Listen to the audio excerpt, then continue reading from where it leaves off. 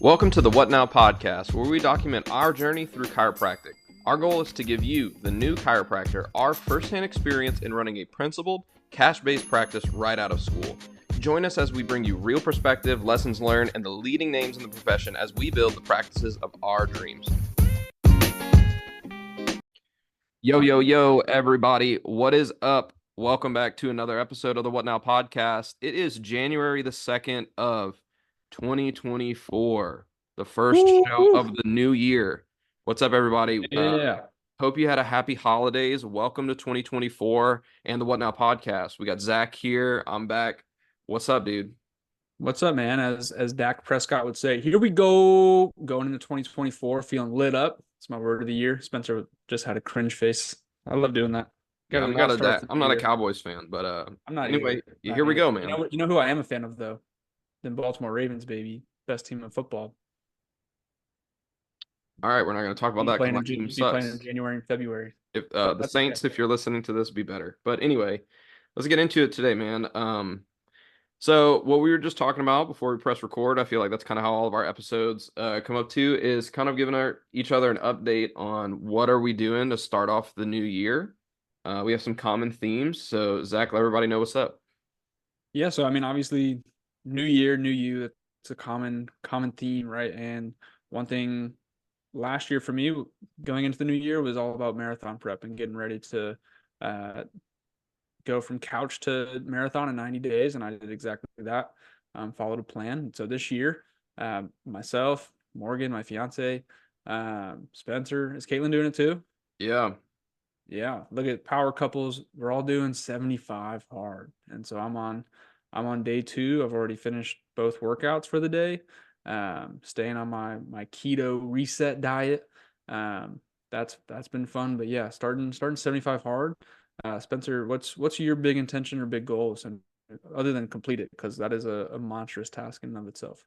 yeah. I mean, I think 75 hard really for me is just to set a rhythm, and it's just a parameter and guidelines for me to be really intentional with my time because there are really awesome things to do. And I feel like in the past year, I really kind of neglected myself and I put everything into my business. And 75 hard makes it the battle against yourself pretty much. And so if I can, win my like over myself and create success in my self-care routine, then everything will just trickle down into business and practice and everywhere else. And so just based off of that, in the past 2 days, I've gotten more done than I have in Yeah. forever. So it feels good. It helps me just create a lot of momentum. And then it really just kind of holds me accountable to pouring into myself and growing in certain areas in which I want to focus on. And it helps me just say no to a lot of things that kind of distract me. So whether that be Instagram or bad food or sleeping in or anything like that, I just know that I'm being held accountable, not just by myself, but by other people and by Andy Frisella every morning telling me not to miss my goals. Yeah. So it's been good. What about you? Yeah, I think for me the biggest thing is wielding one of my I know I talked about lit up as my phrase of the year, but our coach Matt encouraged to have three themes of the year, and one of my themes is discipline. And so to start off with, arguably one of the most difficult challenges out there that required immense amounts of discipline, I think was a inevitable reason to start 75 hard for me. And Yep. so to begin wielding, I mean, even yesterday, right? I mean, day one, and I mentioned going keto, so it's like no carbs. I realized just how bad like I had been eating from like Thanksgiving to Christmas on, because the day before we had Morgan and I decided like, hey, let's veg out, like let's eat whatever we want. Like we're doing 75 hard, so we had donuts for breakfast. We had these big old sandwiches for lunch. I had Taco Bell for dinner. Uh, Shout out to Bell. Uh, and the worst part of all of that wasn't everything we ate, but I didn't feel sick the next day like I should, because I'd just been eating so much crap leading up to 75 hard. So around 6, 7 o'clock last night, you start getting that little keto headache that you get when you first start. And I was like, maybe I'll just have a couple carbs, maybe some blueberries or banana. But I was like, no, I can't be doing that, right? And so almost immediately that self will needed to be introduced, and I didn't think I'd have that type of feeling for at least 7, 14 days, but there it shows up on day one. Yeah, I think, I mean, the biggest thing that the biggest lesson I'm also learning, looking forward to learning and just kind of immersing myself in is the fact that success is inevitable if you have consistent action, and Yep. that we don't know how little we're actually trying until we actually try, right? Like it's the same thing like with the whole Taco Bell eating thing. It's like you don't know how bad you're eating until you actually make an intention and like willfully choose the right thing and the hard thing, right? And so Mhm. um, I mean, it's really tough. And I mean, I've listened to, like we were talking about before we started recording, is like I've listened to the 33 Laws of Business, or I think it's called like Diary of a CEO by Stephen Bartlett. It's different than his podcast. I didn't know about his podcast, but I listened to that. And then I'm also listening now to the 10X Rule by Grant Cardone, or the Rule of 10X, whatever it's called.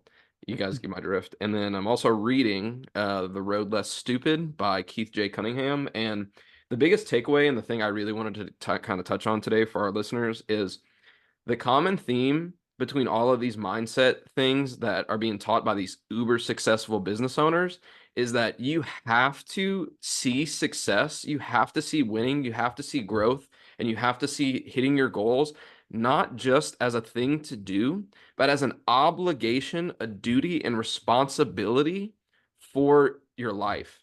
Like successful people don't attain success because they just want to and it's their goal to be successful. It's because they have such a hard burning desire and feel like it is their duty and they're responsible for achieving these things so that they can leverage that success into other realms of their life, practice, Mhm. finances, family, etc. And so it's the same thing with 75 hard. It's like I don't have to finish because my goal is to finish. I have to finish because it's my duty and obligation to better my health and to create discipline and a routine around my life that can then create momentum into my business. We have a duty and a responsibility to move our bodies, to hydrate, to educate ourselves. And that's all Andy's really asking you to do and just Mhm. kind of setting the parameters for. But in kind of the theme of the rule of 10x is that we just fail to always understand where the bar is of effort to actually achieve our goals. And so a lot of times people set out this goal and this large goal and say, I want to make $1 million, or I want to make $100,000, or I want to see 300 a week, or I want to lose 10 pounds, or I want to do that. But we greatly underestimate the amount of effort that is going to take to actually reach them. And so it's kind of like how Jared Moon like always says too, like I'm kind of name dropping a lot of people, but it's like how Jared always says, just try harder. Like if you feel like Yep. it's too much, then try harder. It's not necessarily the fact that your goals are too big, it's that you've failed to perceive the effort needed to actually complete them. That's the theme in The Road Less Stupid. It's the theme in the Diary of a CEO. It's the theme in 10X. It's the theme in Jared's podcast. It's set realistic expectations of what it is going to need to actually achieve your monumental goals. But what we do instead of trying harder is we just lower the bar. Mhm. Instead of saying like, oh, I want to see, 100 more visits this week. Well, we just say like, oh, I want to see 100 more visits this week. And we'll be like, oh, okay, well, if I just see 10, then that's fine. But instead of Yeah. saying like, I'm going to reach out to 100 more people or Yep. 300 more people, right? So we need Yeah. to I think 10x our that's expectations to effort. And I think that that expectation piece is so big, and it's something I think Steph and I talked about. Steph Wigner and I talked about on our podcast, which if you haven't listened to her, if you haven't started following her as well, highly recommend. But one thing I came to the realization of was we all set out on these tasks or these goals or these wants that we have in life, and the easiest kind of example, if you will, for me is how we all say, oh, I want a nice house when I get to where I want to be, right? To me, when I have my nice house, that's when I'll be successful. But what happens because of two reasons. One, and something Spencer is very good at, and something I've really tried to get better at, is you never explain to yourself and you never lay out the ground rules of what a nice house actually is. So in your head, it might be that big, 1.5, $2 million house that you drive by, but what's actually in that house? What, like, you got to be able to visualize what those are. And I think that's why doing 75 hard is so great, is because it's laid out in front of you. It's not a diet, it's not really even a transformation thing. It's do these five simple tasks daily to conquer your mindset, your heart set, all those type of things, but not to drift too far away. But also starts to happen, just like Spencer, you were saying, is we start to fall to our uh, standards, right? And so all of a sudden in 10, 15, 20 years, the house that you're living in, uh, although it may be nice, it's not the nice house you were visualizing and wanting. And that didn't happen in those 15 years, didn't happen that day on that 15th day or 15th year when you're sitting there like, man, this is a nice house, even though it's not what I wanted. It happened in every single day leading up to it. And that's what I've come to realize is it is a daily journey, right? We have to go in and conquer each and every day. And, I'm reading Atomic Habits by James Clear, and he talks about getting 1% better or 1% worse each day. If you get 1% better, you're 37.85 times better than you were at the start of the year. And it's the same vice versa, right? You're 37 times less than you were if you get 1% worse each day. And it doesn't take much to get 1% better, but it does can take consistent and, dare I say, boring action each and every day. Yeah, I mean, whenever you say the 1% thing, I mean, the first thing I think of is like, I mean, I always equate like, chiropractic to getting plugged back in like to your charger. And it's really kind of the same thing like with your phone and in terms of like your consistency.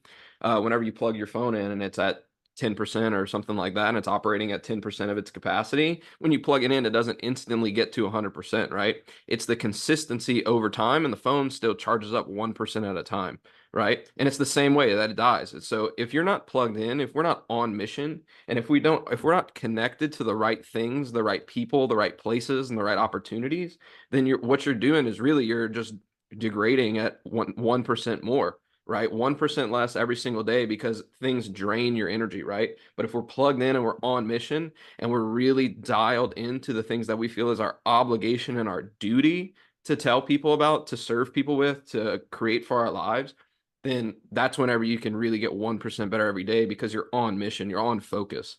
And I mean, going back to the house thing, it's like you can say, "Oh, I want a nice house." But why do you want a nice house? Do you want a nice house just so you can say like, "Hey, everybody, look how nice my house is. Like your crib sucks and mine is awesome." Mm-hmm. Or do you really want a nice house? Like the reason I want a nice house is so that I can raise a family and so I can have a place where my kids' friends say like I want that place to be the place to be for all the kids in the neighborhood. Right? I want me to be able to host people and have my family over for the holidays and be proud and have enough space really to host people, right? That's why I want a larger house and why I want land and all those things is not to where I can say like, look how big my crib is, but it's really to have the space and have the opportunity to provide for the people for the holidays, for my kids' friends, for all of those things. And I feel like we're all stacked on top of each other, or like have to make my parents rent a hotel like they have to do now because I live in an apartment, right? Mm-hmm. So that's why, right? Why do you want to see 300 a week? Why do you want $1 million practice? Why do you only want to see 50 a week, right? It doesn't matter necessarily what the quantitative measurement of your success is, right? It's what you define as success. But the thing is we just define a lot of times because we're surrounded by mediocrity, because we live at such a low standard as we're on our rise to success, we feel that our bar for success is a lot lower, right? So like you have to 10x your vision, you have to 10x your goals, and you have to 10x your effort if you want to 10x your life. And so really it's like the whole cliche of if you want to be somewhere and live a life that you aren't living right now, if you want to live a different life, you have to do different things, right? And that's like a big thing for us is like I don't want to like only get word of mouth referrals and I want to educate more people, right? And so that is I have to market more. I have to put out emails. I have to put out social media content. And it's something that was so uncomfortable for me and something I didn't want to do as much. And so now I understand like okay, if I really want to make this impact that I have on my community and really bring this influx of people to serve into the practice, I have to 10x my marketing effort. Not just 1x, like posting on social media once a week is not enough, right? So we're trying to post 5 times. We're trying to send out a weekly email, not just 1 month email, right? We have to do those kind of things. We have to 10x our effort. And yeah, I mean, I can keep And ranting. it's what's crazy too is, going from one social media post to five, at first it can seem really daunting. And I no longer do the social media for our team, but me and Victoria and even Josh, we all work hand in hand together to put out 4 to 5 pieces of content a week. But one, it's easier with a team, right? But two, you actually have, I've noticed with anything that when you start to 10x, you have a less aversion to kind of this overthinking, if you will. If you're only wanting to post once or twice a week, you're trying to get this perfect post, right? If you're only going to work out once or twice a week, you're probably going to want to be like, I'm going to work out for an hour and a half. It's got to be a perfect workout, all these different types of things. Versus if you get in and you put up 4 to 5 Instagram posts a week, or social media posts, or one email versus one monthly email, one weekly email, you're gonna have less aversion to this perfection. And I think that's something that's so hard to overcome, whether you're a new entrepreneur, you're a student, whatever. It's exactly what we always talk about, and we started this whole podcast with, is sometimes you just have to start, but really you just have to put in over over action, right? You have to go above and beyond, and you're gonna start to notice that decision making becomes a lot easier, right? I think a big reason, one thing Morgan and I struggle with at times, and I'm sure most couples do, is finding a place to go eat, right? But that's also because we don't eat out very often. So when we do want to go out, we want to get what we want. We want to make sure it's a good meal, it's a healthy meal, and not just drive through McDonald's to say that that was a date night, right? And so there's a lot of conversations, about an hour, 2 hours sometimes, trying to figure out where we want to eat, but we're not doing it very often. So we don't have that decision fatigue, if you will, versus if we were doing it 5, 6 times a week, we'd be like, yeah, let's just go here. Right. Yeah, I mean, I think like the most important thing in terms of, and this is kind of what I've learned from The Road Less Stupid, like in the first 3 chapters that I've read, is that it can get really easy to be like, I'm going to 10x everything. And you get super emotional. And that's where you get caught in these like buzzword Mm-hmm. traps where you're like spending a ton of money and spending a bunch of effort and spending all these things that is like, seems to be like your golden egg, right? And be like, this is my thing. This is the one thing that's going to turn it there. But if you really stop and think about, okay, if I 10x my effort in this one simple thing, right? The boring things, the things that uh, really move the needle 1%, focusing on the 20% instead of the 80%, right? That is where you really 10x your effort and really 10x your output, because it's the things that actually matter. And so we can say all these things and get you all hyped up, and we can say like, yeah, I'm going to 10x everything, right? But it's 10xing your effort. It's putting your effort in a more focused place in the right direction. It's thinking about it, Mm-hmm. right? That's the biggest thing. Like for me is really like my word of the year is understand, because I really, every time I make a move and I put forth consistent effort, I really want to understand the purpose as to why I'm doing these things, why it's important, how does it happen, what are the causes that I'm putting out, and what are the effects that come back, and being able to document them and systematize my efforts. Because once we can organize our efforts and we reduce our friction to the outputs, the more effort we put, the more momentum we build, and the faster things compound. So we're not, even though we're telling you like, yes, try harder, do more of the right things, try harder in the right places, right? Like, And that's why I love, again, coming back to the 75 hard, because it's not 1 month. It's not a 4 or 6 week challenge. It's 75 days of consistent action. And I think that's one thing that often gets overlooked. I know I still struggle with it, but you, I mean, one of the best books is 3 Feet from Gold by Napoleon Hill's company. I think it's Sharon Lecter is the author. Um, but it talks about just how many of us get so close to success, and then we're not quite there yet, and so we give up and walk away, even though we're 3 feet from gold. And I'm sure you probably heard the old parable of the guy that sold everything after he was 3 feet away, sold it to a company. They dug for a day and they struck one of the biggest gold mines in all of San Francisco, right? And he just gave up after 10, 15 years of consistently chipping away, and then he was one day away from hitting gold. And so it's just crazy how many of us uh, will give up. But also, what I was going to say with that is, just because it didn't work the first time, the first month you did it, right, doesn't mean it's time to cash it in, right? You gotta have, in my mind, for a lot of the things I think we're talking about, like emails, workshops, all these types of things. I think 3 months is really, at least from my experience, the right amount of time to have a good gauge, just to have an idea of where to improve, where you can get better, those type of things. And then from there, probably 6, 9 months is when to really kick the can and let it fall to the wayside if it's not being successful. Yeah, I think that, I mean, like you have to, I mean, it's kind of like in chiropractic care, right? I mean, like we see it all the time. Like 3 months is like just enough time to get people. It's like we talked about with Travis Mhm. last week. Like the 90 days, like 3 months is like just long enough to get people like out of whatever vicious challenge kind of has a hold of them Mhm. and really turn the boat back around toward health and wellness for them. 3 months is like kind of like the threshold and standard for that, right? And it's really at that 6, 9, 12 month mark where you really see like positive change. And I know Heidi Havoc is doing like a ton of research out there that's looking at the compounding effects of chiropractic care over a year or Mhm. so. And I think they've only just now hit a year. And that's where like the standard deviations like start to really pull away is like at that 12-month mark for chiropractic. And so it's Mhm. kind of the same thing. To kind of drop, I mean, I'm sure we'll start this. We haven't like announced it, but I mean, there's really nothing to announce. Me and Kate are just got Steph Wigner's only 2024 spot for one-on-one coaching. Mhm. And so we're super stoked for that. And coaching with Steph was one of Kate's like big goals for 2024. And it just so happened that like while she was uploading her story saying like, "Hey, I have one spot open for the year," Kate was like, "Oh yeah, we should do it." Right. And so and she was like, "Do you want to do 3 months or 6 months?" And I was like, "If I'm gonna invest in coaching and have Yeah. somebody do it, I'm gonna do the 6 month. I'm gonna do the longest term as possible, right? Mhm. Because really, even though it's a longer investment, one, I'm gonna get double the resources from it, and I'm gonna have double the time like to be coached and to absorb, and so I'm gonna gain double the knowledge, right? So Right. which means that I can then do that.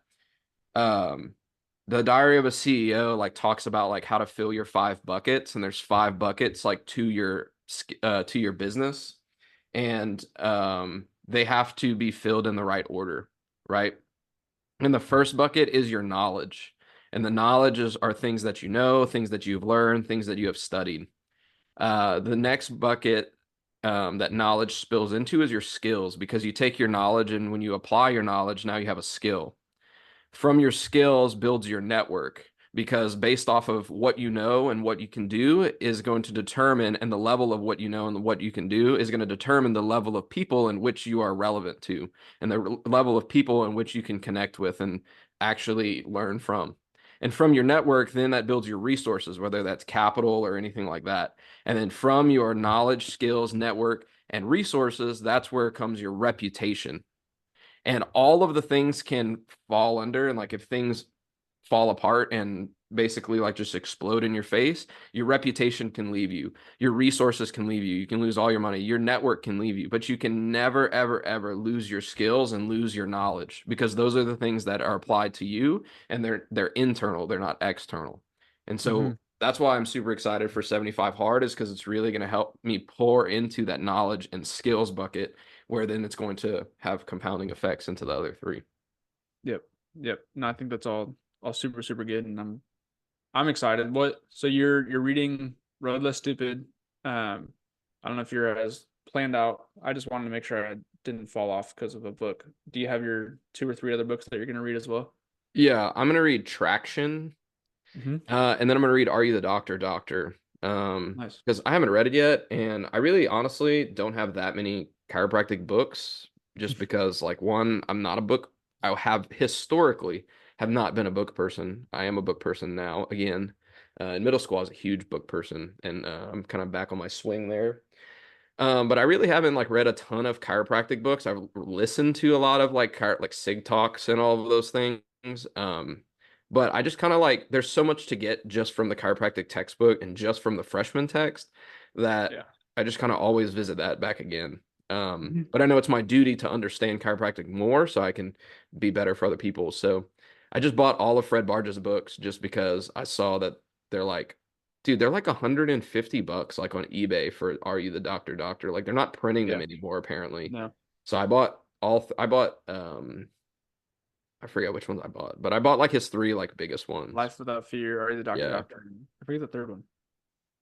Yeah.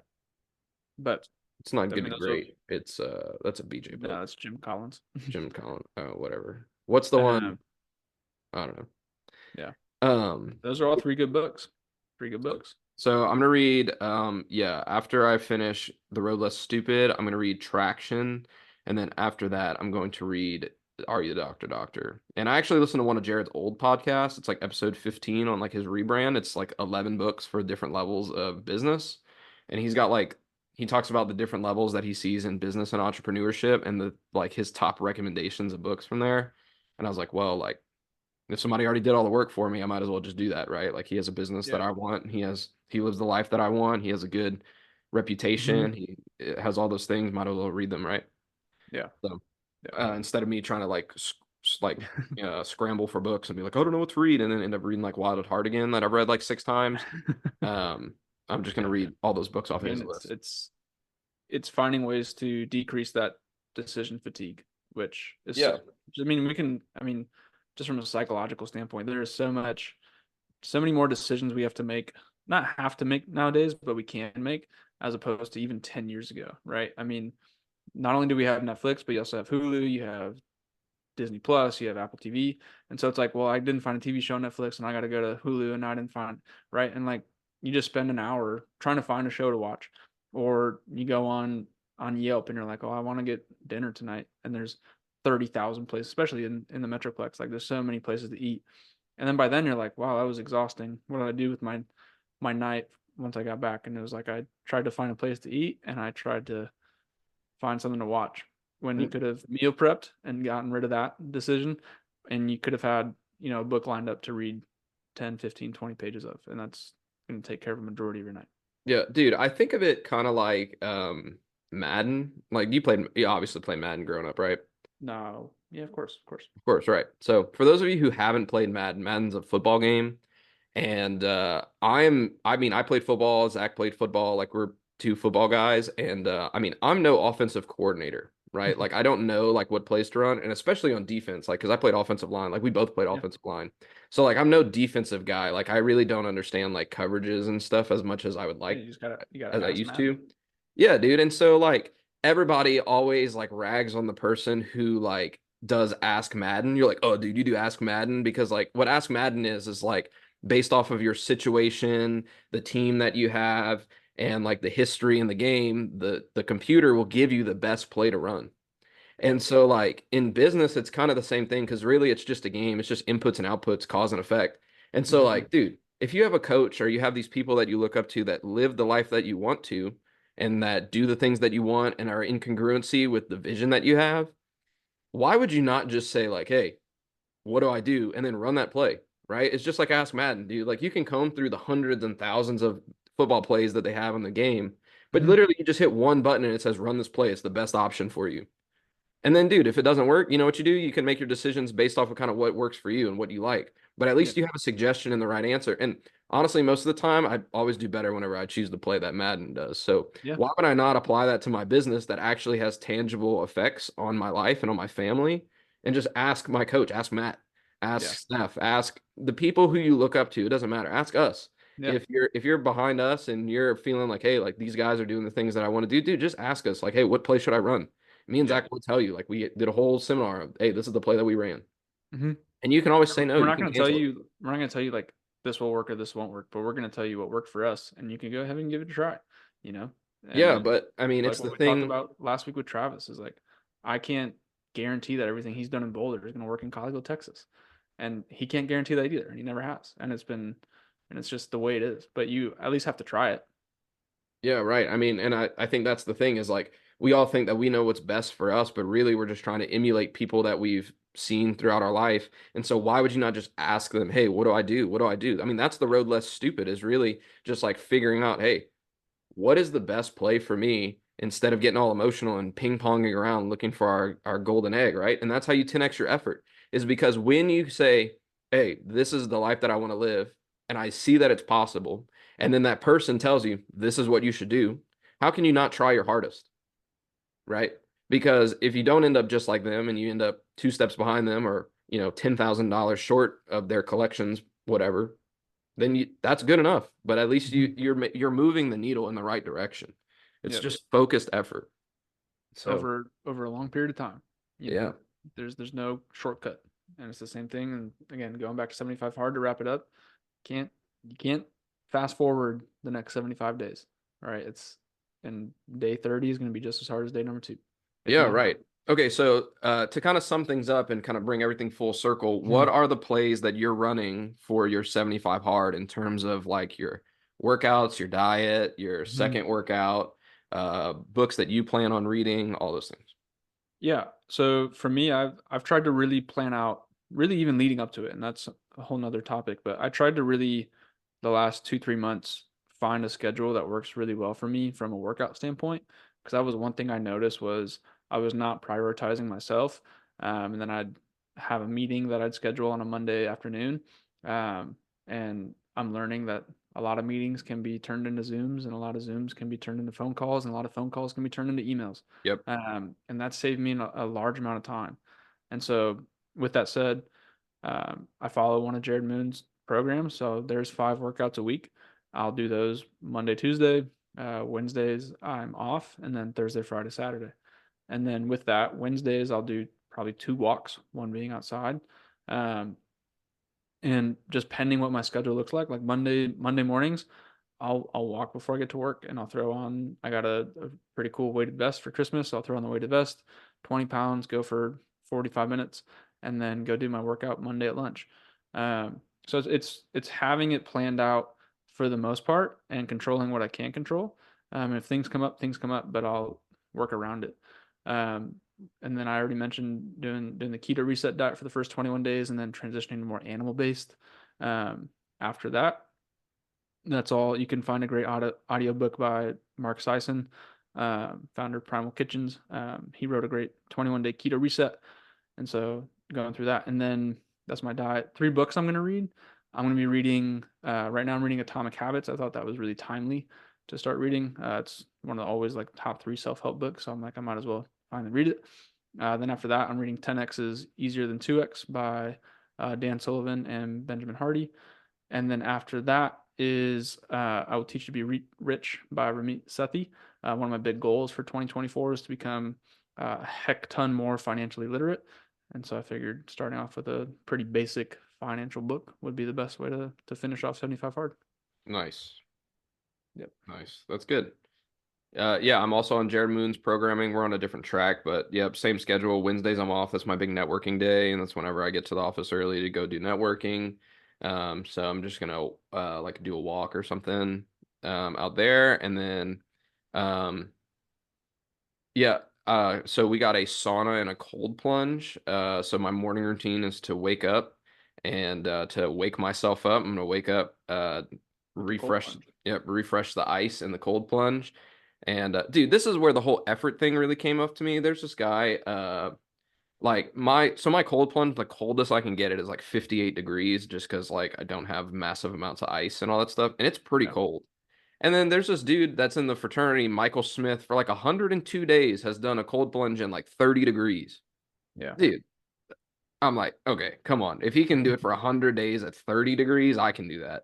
Yeah. And like that's kind of like where I'm starting to see things is like, they got this like couple practicing in Philadelphia from Parker. And so I know like we got the same education. Her practice is like triple the size of mine. So I'm like, dude, it's really all an output of my effort. Like our circumstances are really all the same.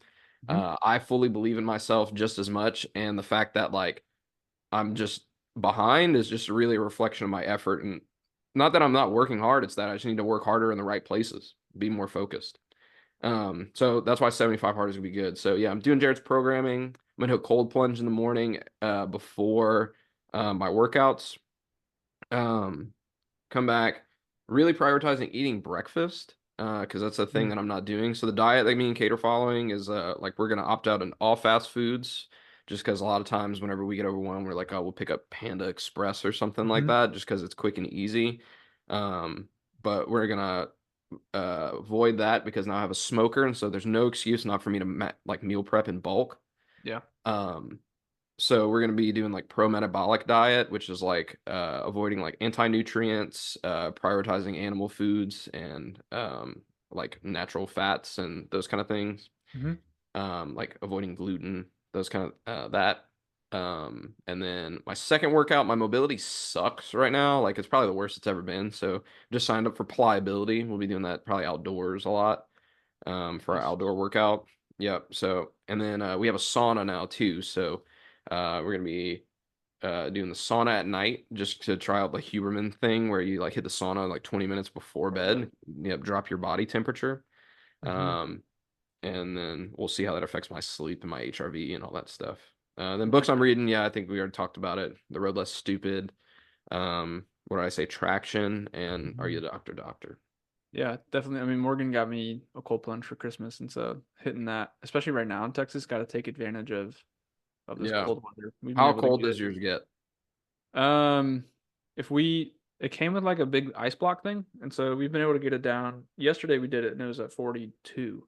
Dang. But it was also 30 degrees outside when we went out and did it. So Oh yeah. we leave the water in it overnight. We'll probably, I don't know how often we'll drain it and refill it. Um, Probably when we just have friends use it. But so we've gotten it down to 40. I mean, the one limiting factor there is going to be like how often I want to go buy ice. Um, but taking advantage of that, I'm going to try to do. I think Huberman says like 11 minutes of cold water immersion a week is sustainable to really get the metabolic effects of burning, brown adipose fat and those type of things. So I'm going to try to do 4 3 minutes. Dude, okay, but that's the thing. Like, it's so okay. So we say 11 minutes, right? And whenever you get in that tub, dude, 11 minutes is like forever. But it's Yeah, 11 minutes a week. a Like, for week. me, my goal is every morning when I wake up, 2 minutes. There is Yeah. no reason I can't sit in that water for 2 minutes. I don't Like, know. I don't know about you. Like I mean, just having started with it, the hardest part is going in. is the 10, 15 minutes that you're trying to tell yourself, I don't need to do it. I don't need to do it. Like Dude, it's I gonna suck. know. But it feels great afterwards Yeah, once you I warm know up. it does. But yeah, mine is in my spare bathtub. It's like big enough to fit in my bathtub. And so Uh, when I drain it, because we just have this like really small yard that they just sodded, I don't want it to like wash away my yeah, grass. yeah. And so I have it in I the mean, tub because if you have a cover, you can put a cover on top of it and then leave it outside and then just drain it whenever. Like you don't yeah, have to drain but it often. that still washes away all my new grass that they just put in. That's fair. And yeah. So, but I just every morning I like just take the ice out of the fridge and I just put more ice in it every morning. Yeah, And I have a big ice block. yeah, yeah. Big ice block, and I know you can buy more ice blocks. But again, it is crazy that 11 minutes a week, right? Yeah. So I mean, I don't know the numbers. I can Dude, run so it if you just pretty do quick. 2 minutes a morning, like for me, I'm gonna do it every morning, 2 minutes, 7 days a week. That's 14 minutes, Mm-hmm. right? So Yeah, I mean, dude, that's not hard at all, right? yeah. It just the fact that it takes 25 minutes to psych yourself up to get in there is the hardest part. It's not even 1% of your week, No. which is crazy. Yeah, dude, 11 minutes. I mean, dude, like it takes me longer to take a poop. So Yeah, it does. It does indeed. anyway, thanks so much, guys, for listening to the What Now podcast. We hope that you took something away from this. Just go out there and get it. Try harder, put forth some effort. If you have If you questions of where you need to be focusing on, hit us up. and if you're inspired to do 75 hard, be sure to tag us and let us know when and where you start, and we'll be rooting you along, just as we're gonna root each other on. Sounds good. See y'all next week. Peace. Deuces. Thanks so much for listening to this episode of the What Now podcast. If you took something valuable away, feel free to share it with a friend, post it on your socials, or give us a 5-star review. We'll see y'all next time. Peace.